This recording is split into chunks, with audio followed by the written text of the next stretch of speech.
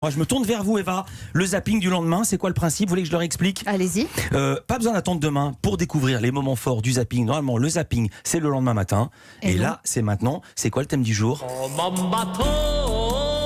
Et donc, le thème du jour, c'est la botanique, bien sûr. Bien sûr, voilà. Donc, si vous me suivez bien, le thème du jour, c'est le bateau.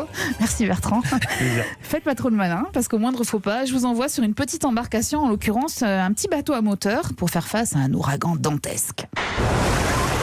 Vas-y, ma belle. Viens vite.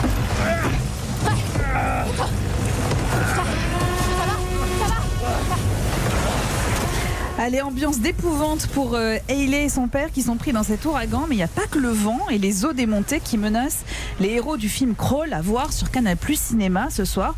Non, il y a aussi Philippe et Bertrand, des crocodiles. Alors tremblez parce que ça fout la trouille. Enfin, ou riez parce que franchement, dans le genre, le film va pas rester dans les annales. Mais quand même, il faut combattre ces crocos. Et pour cela, pourquoi ne pas faire appel au Charles de Gaulle, tout simplement. Charles de Gaulle, quoi, le porte-avions? Mais bien sûr. Grâce à C8, 21h. Non, c'est une transition. 21h, embarquement exceptionnel à bord du porte-avions français. D'accord. Les avions de chasse sont prêts à décoller. Attachez vos oreilles. Les réacteurs déchirent le silence du grand large.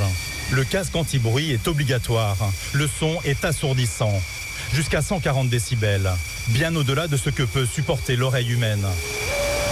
Documentaire inédit pour découvrir les recoins de ce mastodonte des mers. C'est un bâtiment plus de 260 mètres de long et de 75 mètres de haut. C'est l'équivalent d'un immeuble de 21 étages. Alors évidemment, côté paysage, c'est pas le paradis sur le porte-avions, c'est le grand large. Et le grand large, le paradis, il est peut-être sur France 5 et il s'appelle Irrawaddy.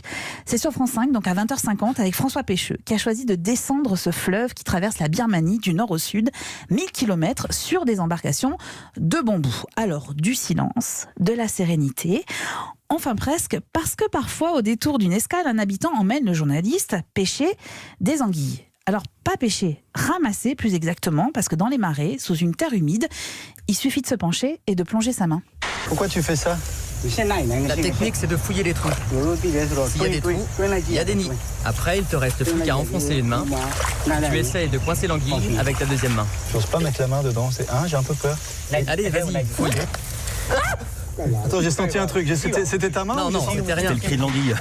C'était pas le cri de l'anguille, c'était le cri de François Pêcheux. Vous l'aurez compris, il n'est pas très téméraire. Mais attention, écoutez bien Philippe, apprenti humoriste. On tient le bambou, les gars. Voilà. Joli. Alors on résume. Petite embarcation et grosse frayeur, c'est sur Canal+ Cinéma avec Crawl, porte-avions et armes de guerre sur C8 avec En immersion à bord du Charles de Gaulle, bateau en bambou et paysages sublimes sur France 5 et le magazine Au bout, c'est la mer. Merci beaucoup, Eva Roquebert. Philippe, juste pour les auditeurs, vous pouvez refaire l'anguille, vous la maîtrisez à la perfection. Merci. C'est bluffant.